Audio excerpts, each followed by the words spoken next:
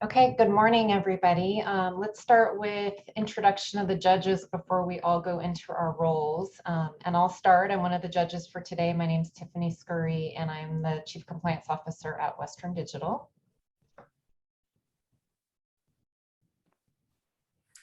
Hi, I'm one of the judges today. My name's Maryanne Aguilar, and I produced corporate events and sales training programs over the course of many years.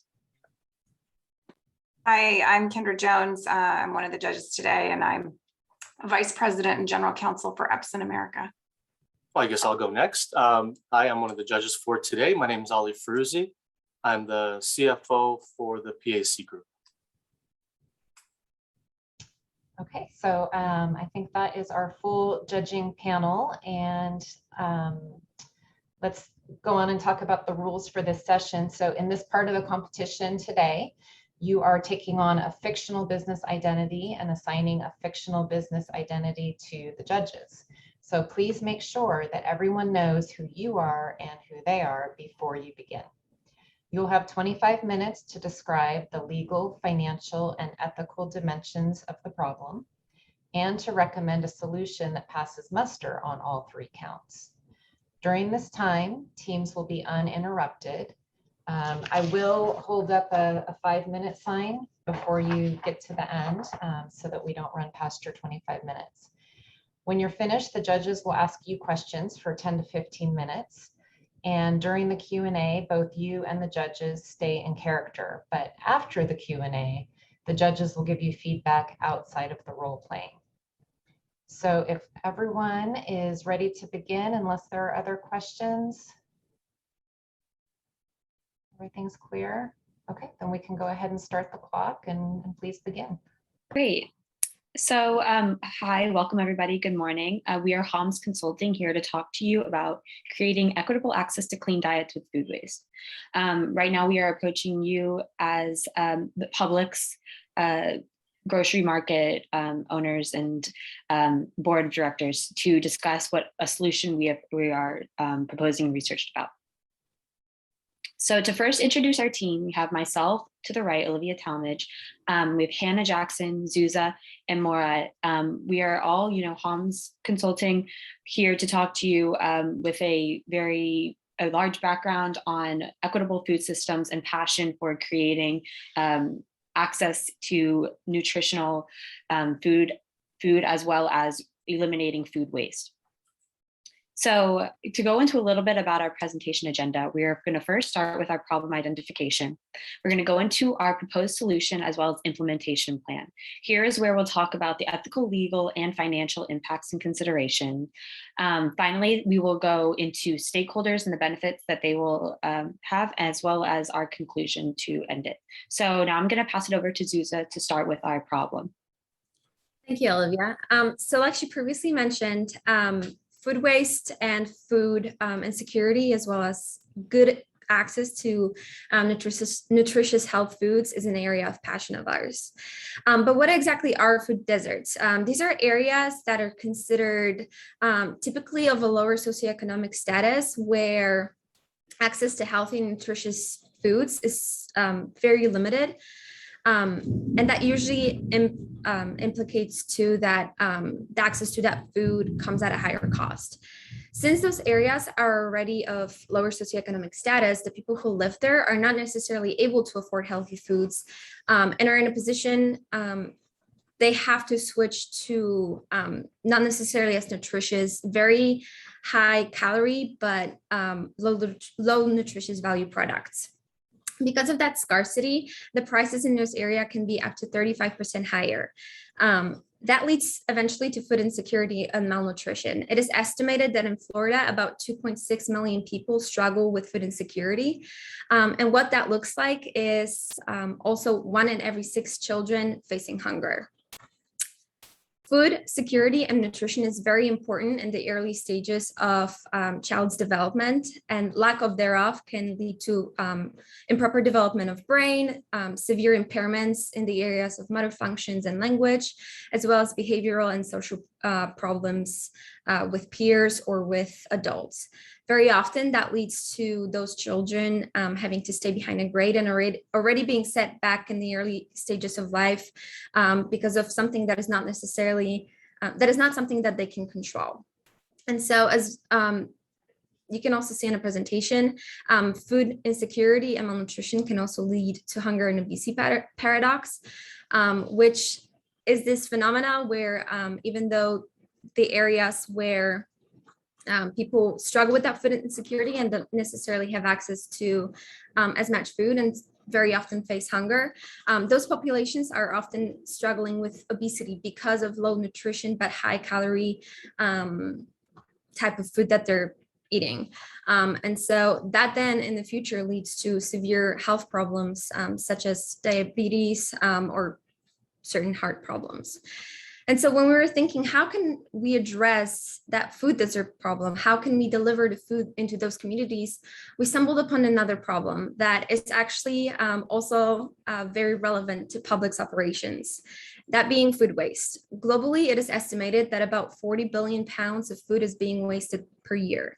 Even though the majority of the food waste comes from households, about 40% of that food waste comes from grocery stores and restaurants and food industry businesses in general. It is estimated that about 30% of food in a grocery store is being discarded every year.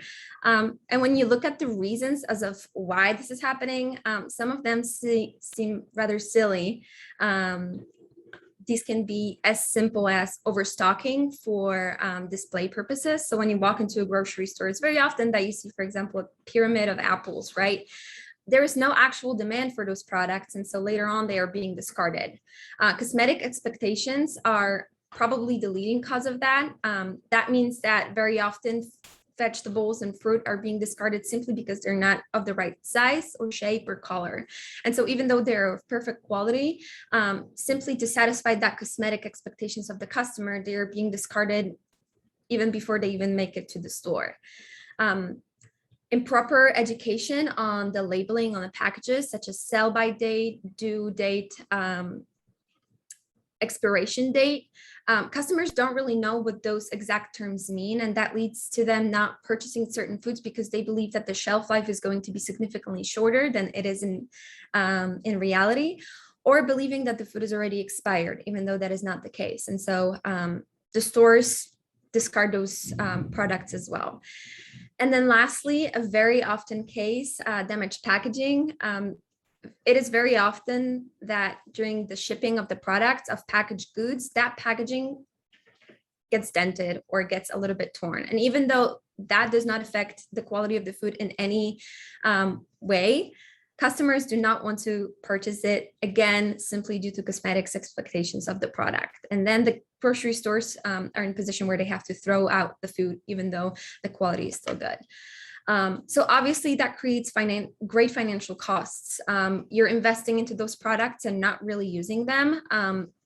These are sunken costs of the business, but unfortunately, those are also carry huge environmental impacts with it.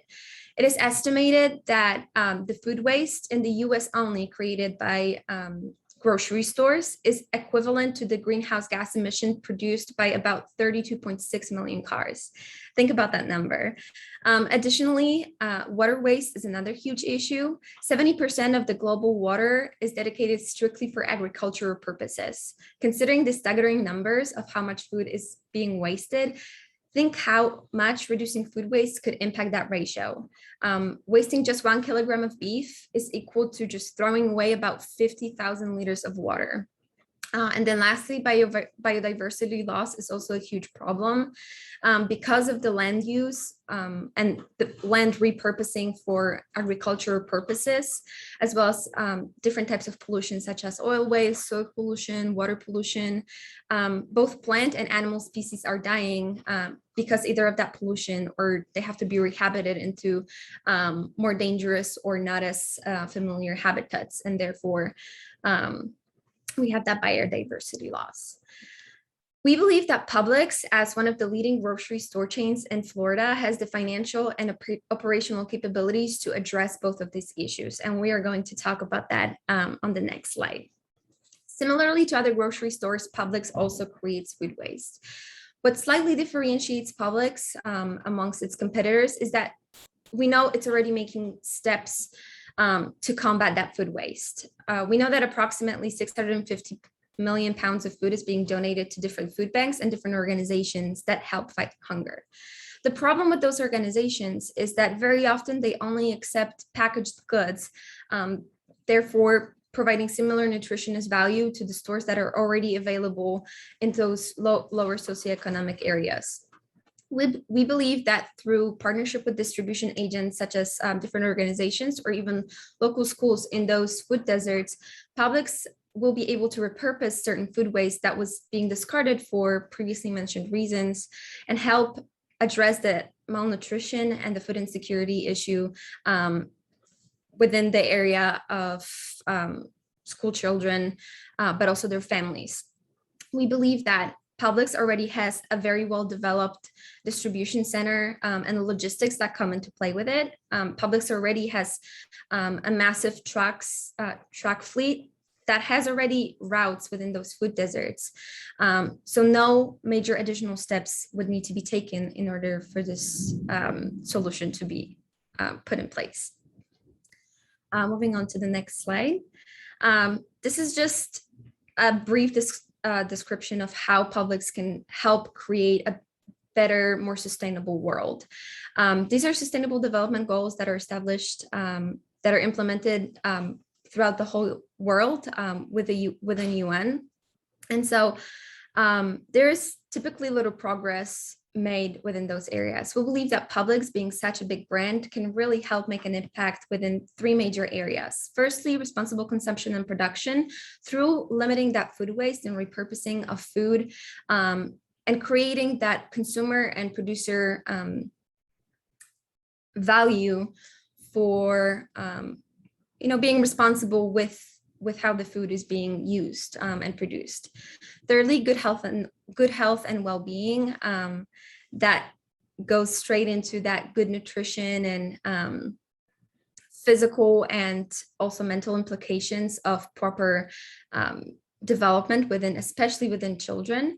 And then lastly, zero hunger, that rather speaks for itself, providing that food within the areas that already struggle with food insecurity and hunger is really what this is about. And so now I'll pass it on to Hannah, who will talk a little bit more about the implementation. Thank you, Zuza. So just to reiterate why we chose Publix, I know we could have chosen Walmart, we could have chosen Target, Whole Foods. So just to talk more about why Publix, I know LMU is based on the West Coast, and I don't believe there are any Publix locations there. So just to give a rough comparison based on our research, Publix is similar to that of a Vons or Safeway. So it's in the top 3 grocery stores with the most locations in the US. So the opportunity for impact in reaching these food deserts is huge with its ability to leverage its current distribution system. Like Susan mentioned before, Publix has already demonstrated an interest in corporate social responsibility with some of the initiatives and efforts that they've engaged in. They already partner with Feeding America, which shows that they have an interest in feeding those who are in need. And this initiative that we're proposing already ties into the mission of Publix and various commitments that they've made here pictured on the screen. So with Publix being intolerant of waste, for example, and being committed to responsible citizens to surrounding communities, this initiative kind of ties both of those commitments together. So moving on to the implementation plan. So pictured here on this slide is just a table laying out all the details for the implementation plan of this initiative. And so on the left of this table, you'll see just kind of like the roles that are necessary for this initiative and just the who or the what that would be required. And then at the top in the green outlines what actions are needed, if they are critical or not as urgent, who specifically is responsible, and then a rough estimate of the deadline, assuming that this would be carried out in the next school year. So for the purposes of this presentation, the deadlines are more so estimates, but of course, we would specify those down the line. So when we speak of the people needed for this initiative, we're talking about a team of people at Publix and additionally school leaders, such as principals, assistants, teachers, etc. And so this team at Publix needs to be responsible for coordinating everything before delivery. So conducting an analysis of which schools in the local areas are in need and where to target their efforts and this produce towards. And conducting that analysis will help determine, those routes for transport that Susan was touching on, and organizing times of delivery and things like that. And so that team of publics, like I said, will be responsible for coordinating everything from taking the produce and packing them into boxes for transport, and determining how that produce will get to the schools. And then after that, it will be the responsibility of school leaders to make sure that the products are being distributed to students in the schools. So whether that be through a food pantry type of structure or something similar to like that of a book fair, but like in the version of free produce, or just having the items available like during school lunches for students to come and pick up. And of course, that's very critical, because if there aren't people willing to make this work by dedicating their time and commitment, then it simply won't work. So moving on to the processes, I've kind of touched on this already, but the processes that are involved in this are packaging the products, transporting them to schools, distributing them to students. And I'll show kind of a rough visual of the step-by-step of what this would look like on the next slide. And of course, this is critical because, the food will have to get from Publix to the schools somehow. And this process is going to be crucial to making sure that this initiative rolls out. And so some technology that is necessary is just some type of tracking system, which I'm sure Publix already has this, but just a tracking system that kind of logs like the shelf life and the expiration date of certain products that are coming to a close, and like when certain products can be donated and which products can be donated, and just like different measures of tracking when those products can be packaged and donated to those schools. And that will be critical, of course, because it will do all of the organization and determining which products can be packaged and when. So partners that could be involved in this initiative, kind of like I mentioned before and Susan mentioned before, would just be organizations that already specialize in doing this kind of work, that already know best practices of donating food to those in need, and how to best transport them, and organizing all of those types of efforts. And the only reason that this isn't listed as critical is because it's beneficial, but it's not critical. Publix can take the responsibility in the initiative of figuring out how to transport its produce, or it could partner with an organization that has more experience and maturity in that type of work. So while it's not beneficial, while it is beneficial, it's not necessarily critical. Some knowledge and materials that would be important is just research on which schools are in need, connecting to that analysis I mentioned before, so Publix knows where to prioritize its efforts when planning its routes and coordinating delivery, and of course typical stuff like boxes for packaging and coordinating trucks and different things like that. And lastly, Publix would need to launch some type of campaign or announcement marketing this project, an initiative to its different stakeholders. And so through various platforms like social media, and just through news outlets, Publix can get the word out about the work that it's doing to inform surrounding communities of the initiative, and just highlight the work that it's doing. So moving on to this visual, the step-by-step process. So it's just a visual step-by-step process of this initiative. So first, starting out with all of these fresh fruits and vegetables as an example of products that can be donated. But not all of these will be bought by customers for various reasons, whether they don't look pretty enough or whatever. So taking those products, and instead of them being wasted, Publix will then sustainably package those into these boxes and then be loaded onto trucks pictured here. And so then these trucks will then deliver the food to various schools in the local community, and essentially hand them off to whoever schools designate as the point of contact, whether it's a principal, teacher, whomever. And then schools will either have those products available for free during lunch, or organize some type of food pantry, whatever structure works best for the school, where children can come and get the food. And so moving on to key metrics. Lastly, we've outlined the following key metrics for this initiative that we would really suggest that Publix pay attention to. So number one, active participation from schools. And of course, we want to see this number increase as this initiative rolls out. And Publix would be able to provide a list of schools that are partnering with them on this initiative. The number of children picking up food, of course, we want to see this increase as well. And schools can provide measurements and comparisons on this just to see what the numbers are looking like. And then lastly, the reduction in the amount of food waste.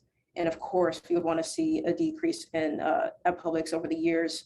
And I know Publix would be able to provide data and information on those numbers annually. So now I'll pass it on to Maura, who's going to walk us through the considerations. Thank you, Hannah. So I'm going to go through the ethical, legal, and financial considerations that our team has put together, starting off with this ethical consideration.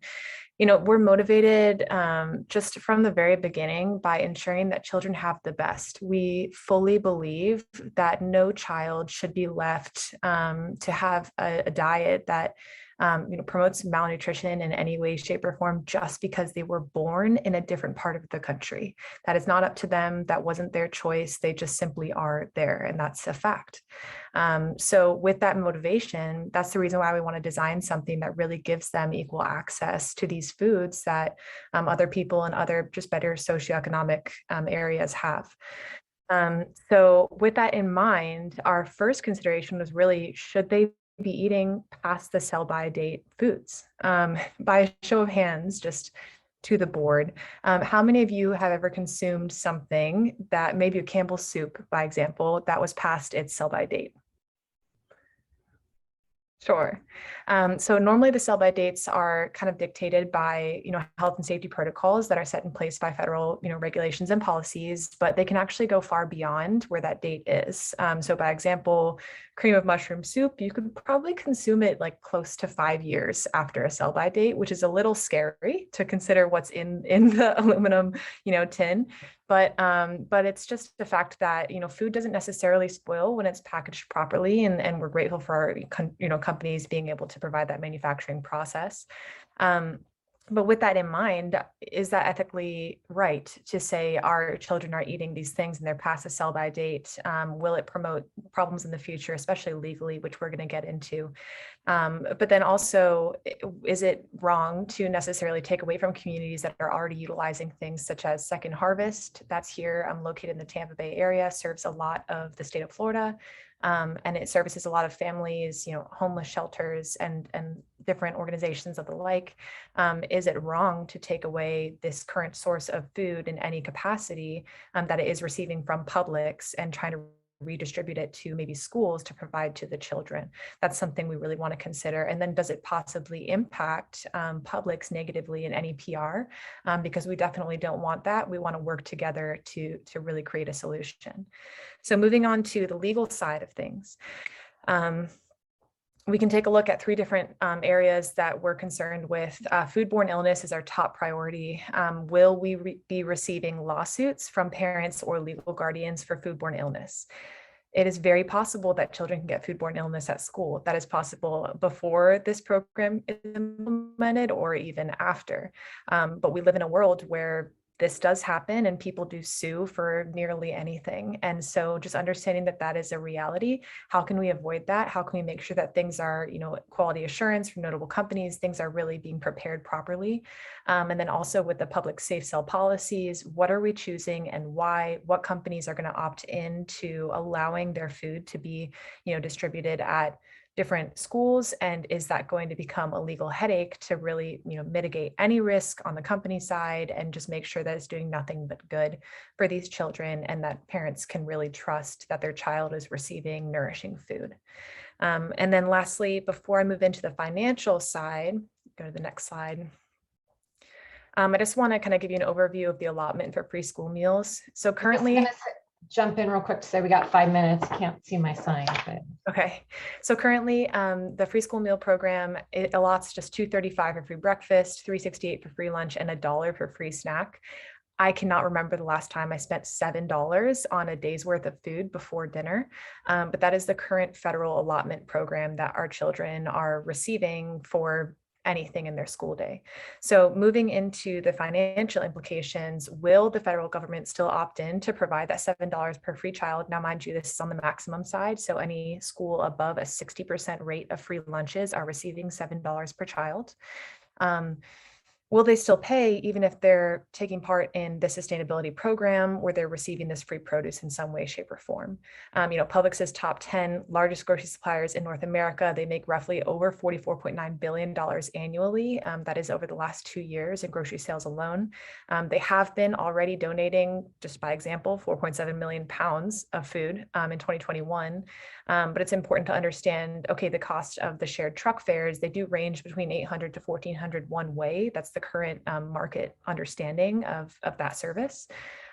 So if a truck is to unload all of the fresh produce, things that are coming into the store, can they reload at that same store and then distribute from there in the best policy, and what is that likely going to cost? And then just an understanding of how much a household spends is roughly about $550 a month on food. So is that going to cut down on food, especially for low income earners, which is kind of where these food deserts are really located? And how is that going to impact the community, not necessarily just Publix? I mean, that's a really, really positive thing to understand. So from that, I'm going to go ahead and pass it on to Olivia to discuss stakeholder benefits. Thank you, Maura. So I'm quickly going to run through our stakeholders. So first we have Publix. Right now, eco groups have ranked all of the grocery stores and their efforts to mitigate food waste.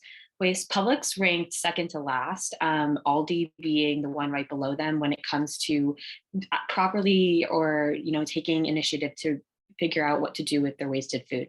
So this could be a good chance for Publix to set an industry-wide standard, not only because they are very much lacking, but because not one grocery store in this entire ranking actually received above an A. So this is a really clear opportunity for Publix to set an industry standard and set themselves apart. Employees are a key stakeholder here because they get to be part of a movement, feel as if they're working for a larger impact and an organization that is doing good and helping to feed children of America. Customers feel good about where they're shopping. They're able to go to Publix and feel good as they're knowing that this food could someday be going to hands of children who don't have access. And finally, people located in food deserts are the biggest beneficiaries and stakeholders. We have children who are not getting enough proper nutrition living in these food deserts, schools who are able to opt in and benefit because they are able to say that they're making a difference and part of this change when it comes to food waste as well as feeding their children. And finally, families get that extra baggage taken off of their shoulders if they live in these food deserts and aren't able to offer the proper nutrition for their children. So finally, we're going to just conclude this all by saying US retail stores generate 13 billion pounds of food waste per year. Publix has this amazing opportunity to capitalize on an industry-wide problem and help start making a difference because something needs to be done.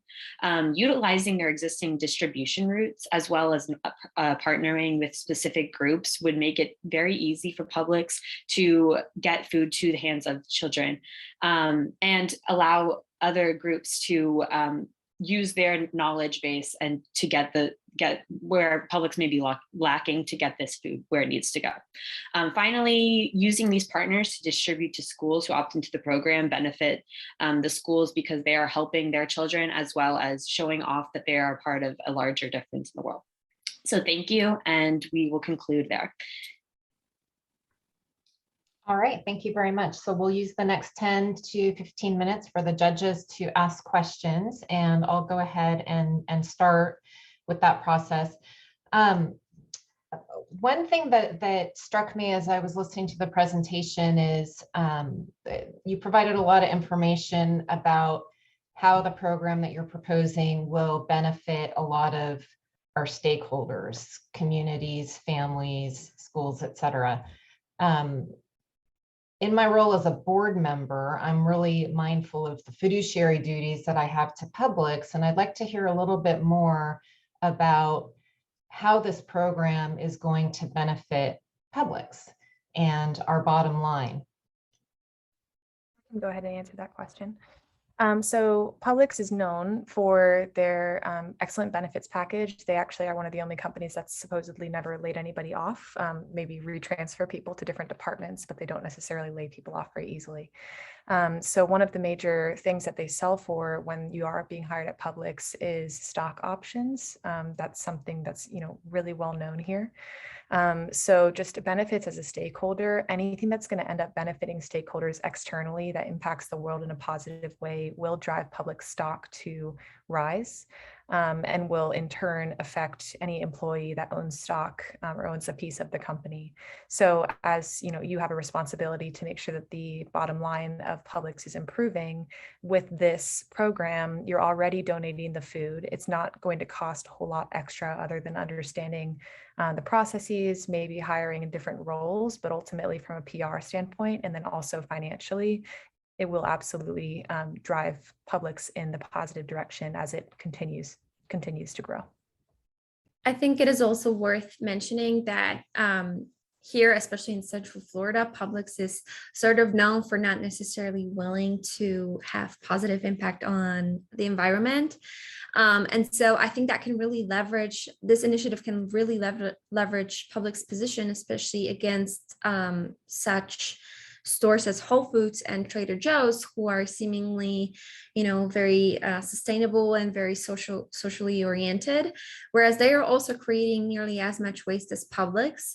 And so leveraging that initiative to really say, hey, we're actually doing more than our competitors who are kind of being seen as this leader within the sustainability, like that can really help with that PR, and then also establishing Publix as the sustainable brand in the area. So.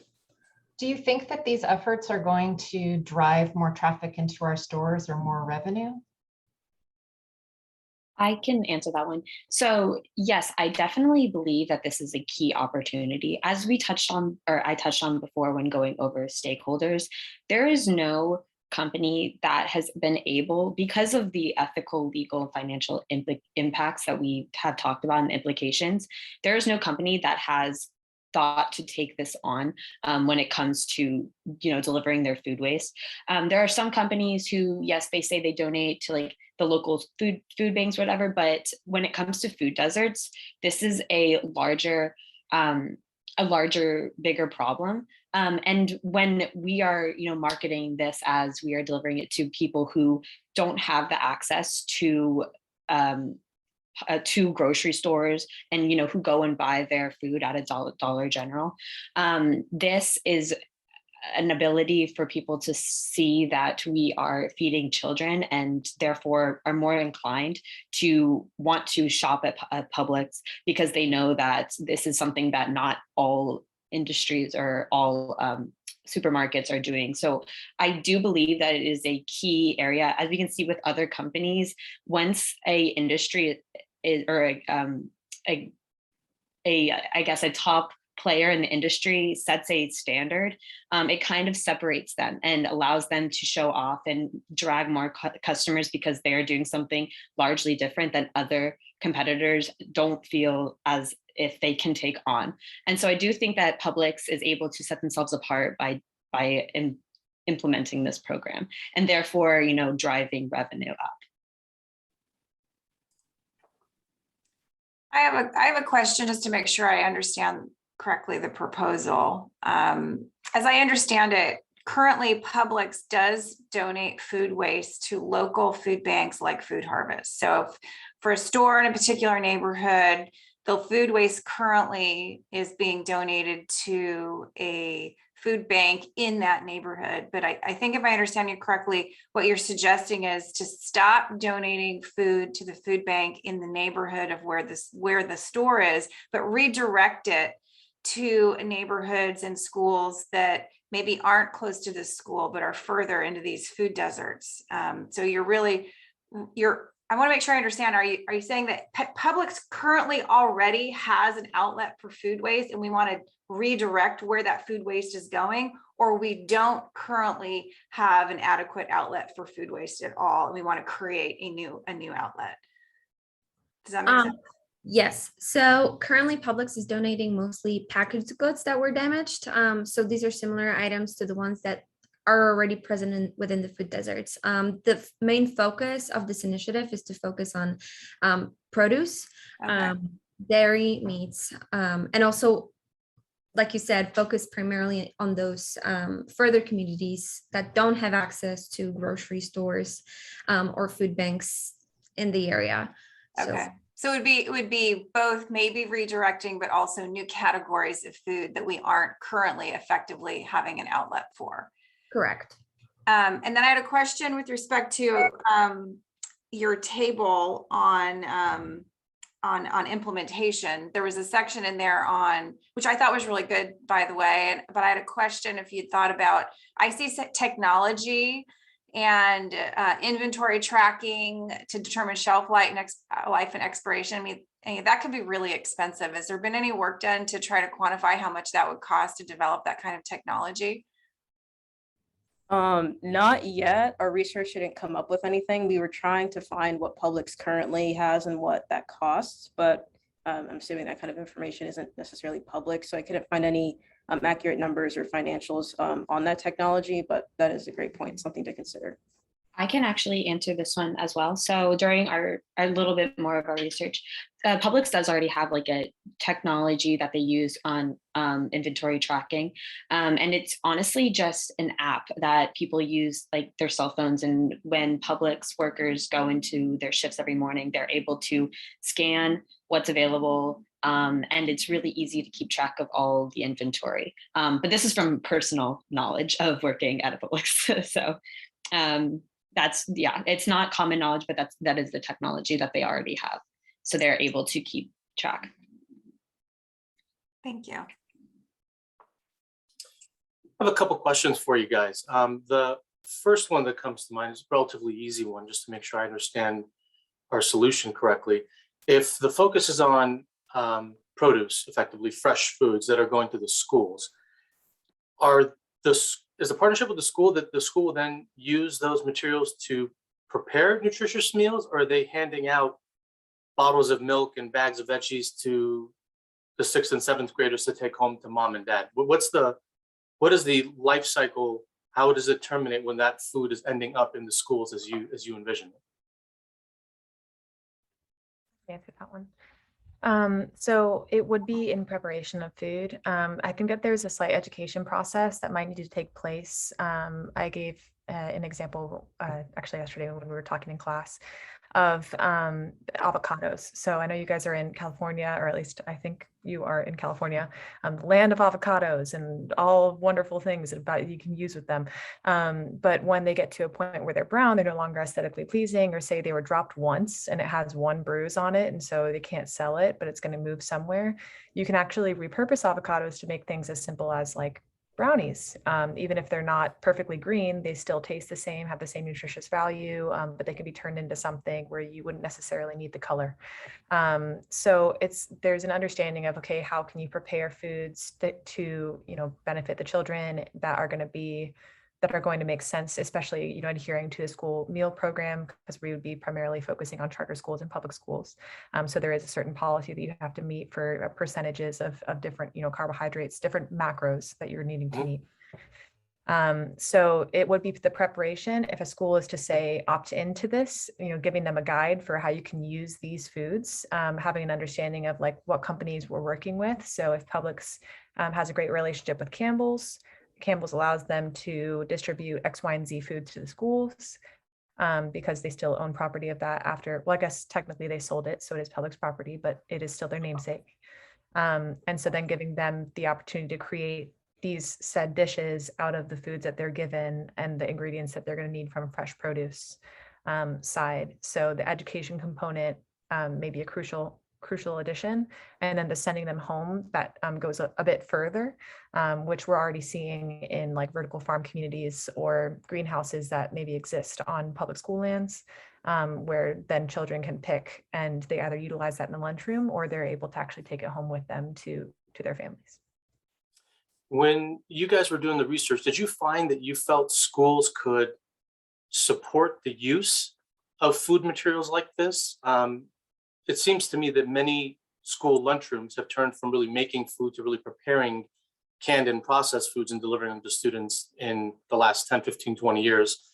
There really isn't a kitchen cooking staff, so to speak, anymore. But did you find in your research and looking at schools that they say, no, great, we have the bandwidth, but gee whiz, we just don't have that food because it's too expensive to buy. And if we had it, it'd be great. It'd be great to hear if they can actually use this great stuff that you want to get to them. Did you happen to find anything about that?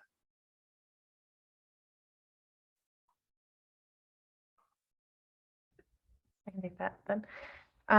Yes, so a few of us actually worked with a local charter school here that was opting into, say, like a Meals on Wheels program, where you do just kind of open them up and then they're given pre-made trays of food, but they wanted to opt into a kind of system where you can actually make the food or prepare the food and move away from processed goods, because that's really the driver of the epidemic that we have in the United States of obesity, is the amount of processed and packaged foods that Americans are eating.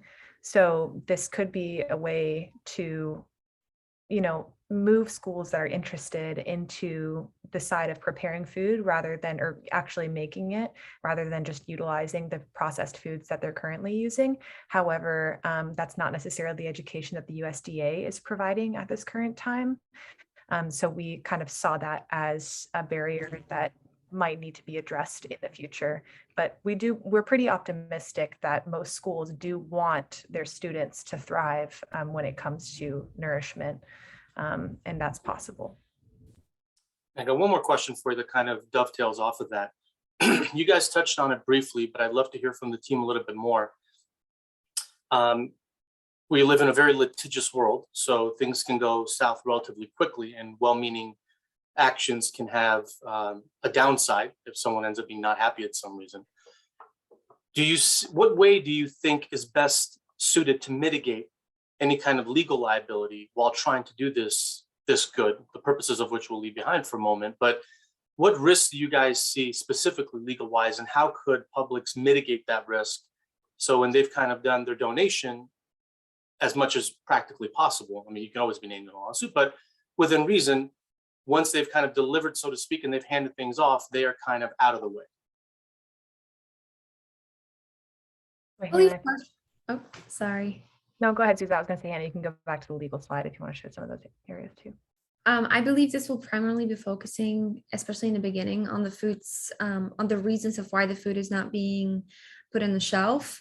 And I think often that will go back to the packaging that does not affect the quality of the food. And then in case, for example, of produce, that would be more of aesthetic reasons of maybe not necessarily meeting the right size requirements or the color requirements, or the shape requirements. So focusing on that primarily, knowing that the quality of the food is not affected in any way, shape, or form, and really being meticulous about that. And then also, providing maybe potentially special quality assurance. That would probably also mean additional insurance if possible, just to mitigate that risk a little bit more. I don't know if any of you want to add something. Yeah, I'll just chime in, and then Liv, you can chime in.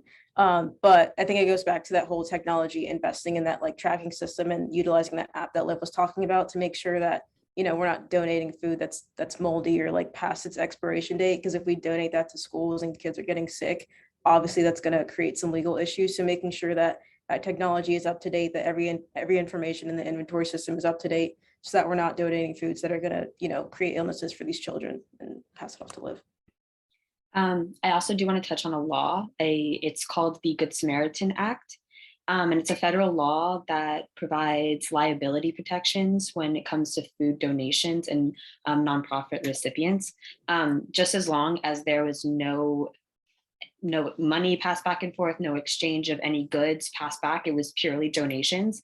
Publix is protected from all liabilities that may come with what happens when the food is given to someone. If it's actually someone becomes sick from it or something, Publix ends up being protected from all of those liabilities. So that is called the Good Samaritan Act, which many companies don't know about, which is also part of the issue, is they're just uneducated about what is actually out there.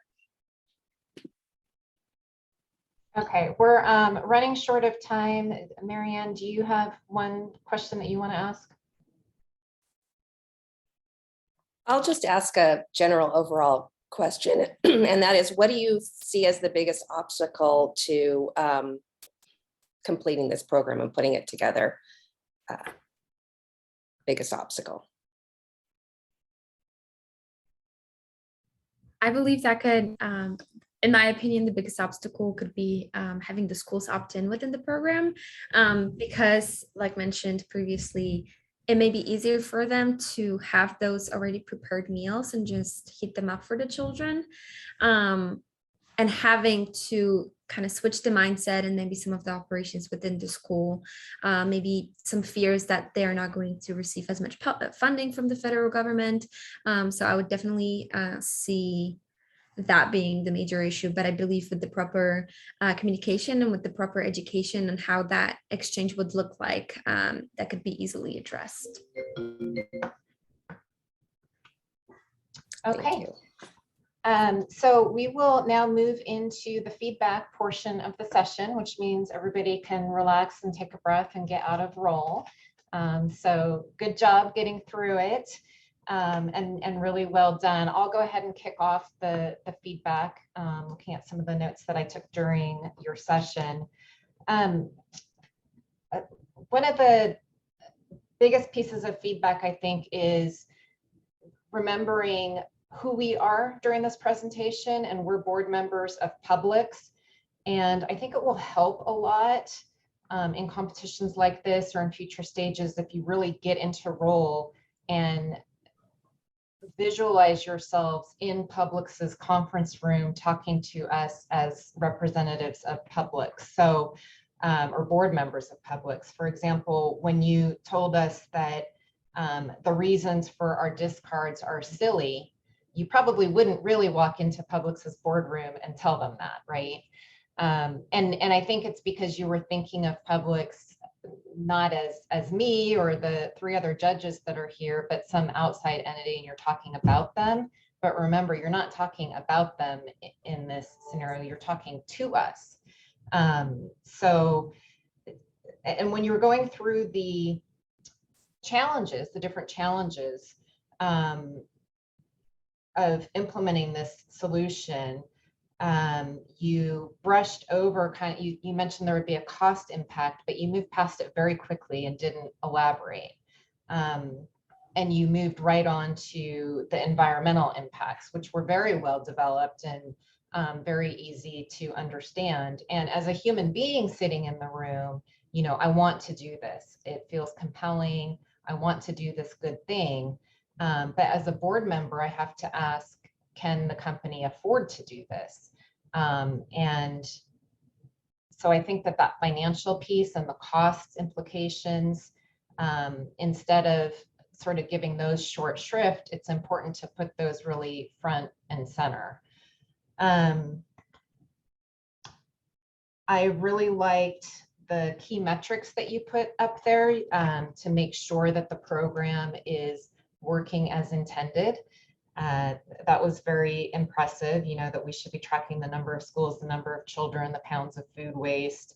This is another place to maybe add in some financial metrics. Is there something that's going to benefit Publix that we're also going to want to track?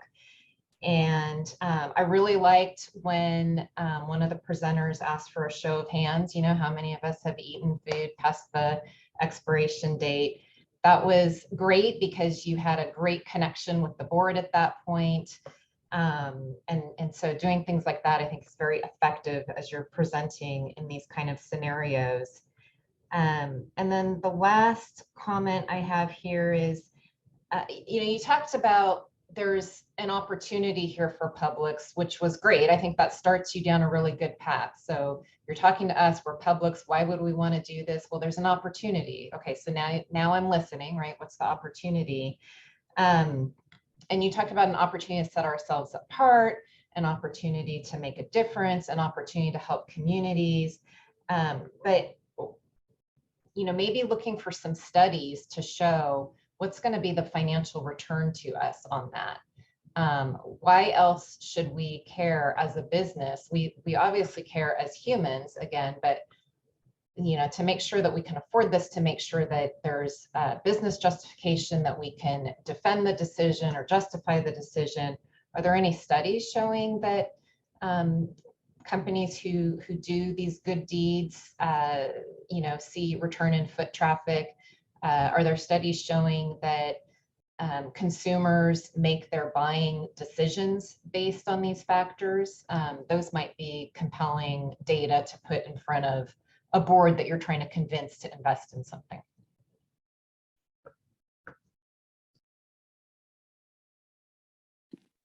That's very helpful information. Thank you.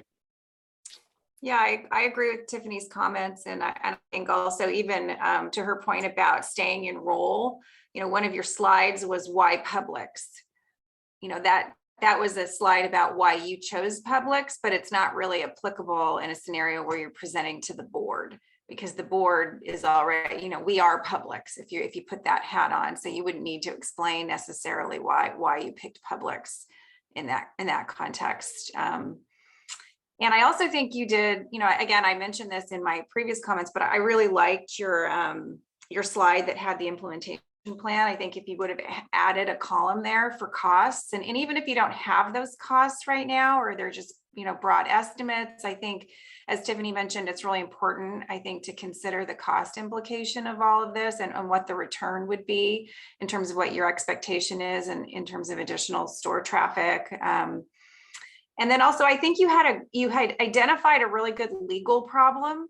And then my notes before we got into the discussion, before it was brought up in the discussion, was, well, what is your solution to that legal problem? And you had a great solution, actually. Olivia, your comments were dead on, but I think that could have been in your presentation. Here's the problem, here's how to mitigate it, or here's what we think the solution is, so that it was more part of the presentation itself.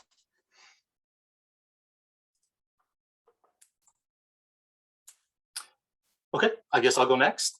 First of all, commend you guys. I know it's never easy to do stuff like this. You put together a really nice presentation. It's an important issue. It's a real issue. I think it has to be addressed.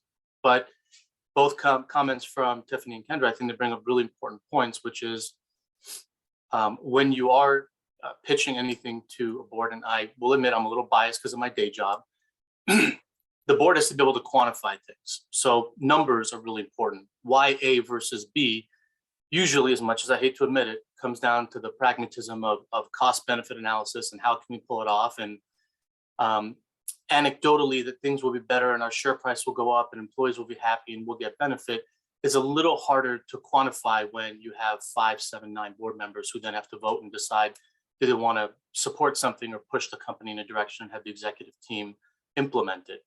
So as hard as I know, it's not an easy task to dig up data, but taking a good stab at it, I think helps. And you always want to think of a checklist. When you make points, for example, the Good Samaritan law you brought up, excellent point, concern, legal concern, answer this issue, putting that in the presentation and also saying, and you know what, here's why you shouldn't be worried. Here are the times that this thing was challenged and it came up and it held up like a rock.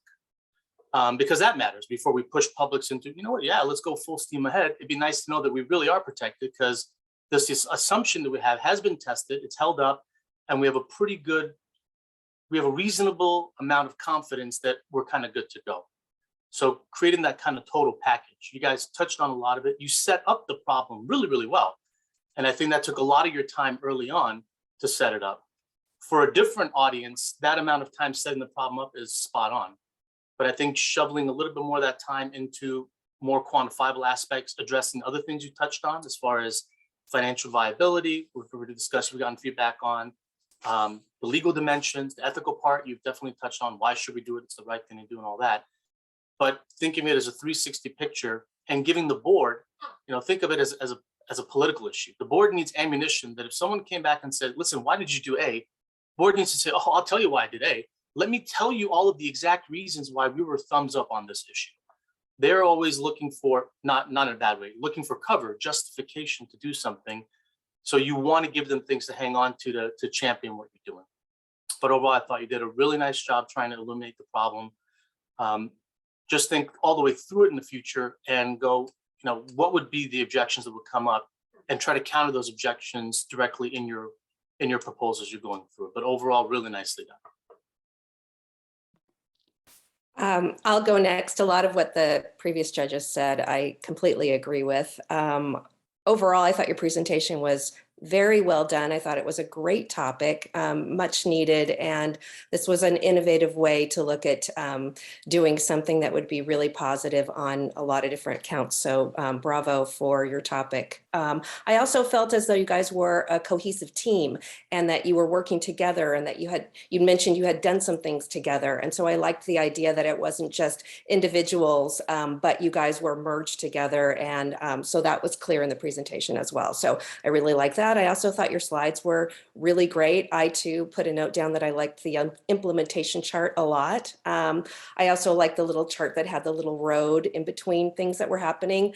I also had the note that there was a lot of setup. And in this particular case, since we are board members, we probably have a lot of this information already as well. And some of the implementation, I was really more focused on. I had notes like, you know, working with Feeding America seemed like a great way to go because they're a proven leader and they have a great track record. But maybe in what ways would you be working with them specifically? And I also kept having the need of, I understood what you were saying in general, but I kind of wanted a little bit more detail on, kind of, what would you call it? Like the customer experience in a sense, although we're not really customers, but what would specifically happen in each step? Like you would track, you know, what the expiration date was, and then it would be packaged and put on the dock, and then how would the trucking work? You said there was some questions in terms of maybe utilizing some existing routes and then reroute once you've unloaded, maybe rerouting to the schools. Maybe a little bit more detail on like a case study or something that I could feel like we were really rooted in something kind of real. I was sort of searching for that a little bit. But in general, overall, I thought you guys did a real bang-up job. So thank you. Thank you very much. I just have a quick question for you guys, if that's okay. Sure. Okay, awesome. So you guys talked extensively on the financial portion, and in the directions it clearly states identify the financial impact of the problem, the financial implications of the solution. A detailed financial analysis is not necessary as long as there's an explanation of how and to what extent the problem raised or lowers the company's costs or profits, the cost of your solution, whether the company is in a position to afford it, etc. So I just wanted to say, you know, was it not clear when we were discussing the trucking costs, the implications, the amount of money per pound of food that is currently being donated, or the fact that this food that is being donated is done freely and is already currently happening, so therefore the implications are not extensive. I just wanted to understand if that wording didn't quite make sense to satisfy. For me, from my perspective, it was more about when you receive a proposal like this that's going to require building up some infrastructure. You talked about hiring a team, having to invest in the tracking software and things. You're right, there's not like a detailed financial analysis that's needed in this competition, but we do understand that these things are going to require investment by our company. And so what I was listening for was, what will be the return on that investment from a financial perspective? It's the right thing to do. We're going to get good PR, things like this, but then what? How are the dollars going to come back in? Can we really afford to do this? So that's more what I was looking for. Maura, I think that's a good point. I appreciate you referencing that for us, because I agree. You know, we weren't looking for a detailed financial analysis, but I think even just going back to that table that you worked on that had the implementation plan, put a column and then just put dollar signs, $1 sign, $2 signs, $3 signs, so you can kind of give a reference if this is going to be free, this is going to be expensive, just so that you kind of like have that recognition that this stuff costs money and that it's a really important part of the analysis here. Great, thank you. Okay. Congratulations for finishing. It was really yeah, you well guys done. did great. I really a lot of enjoyed the feedback, but presentation. Well done. Great Yeah. job. You guys did a really good job. You're really cohesive, really articulate. Excellent job. Thank you. Yeah, nice job passing and answering the questions back and forth to one another. Sometimes that's where teams get caught up. They don't know who to kick a question to have it answered. Looks like you guys work together relatively well, I assume, when you put this together, because you know who to kick what question to. So that shows really good group cohesion. Nicely done. Thank you.